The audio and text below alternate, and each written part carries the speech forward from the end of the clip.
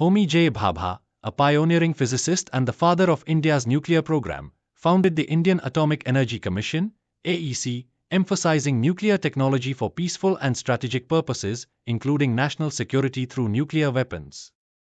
Both Sarabhai and Bhabha shared a vision of advancing India's scientific capabilities.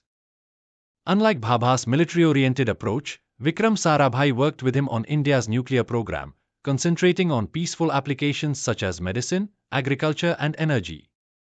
Despite their differing views on nuclear weapons, Sarabhai and Bhabha shared mutual respect and admiration.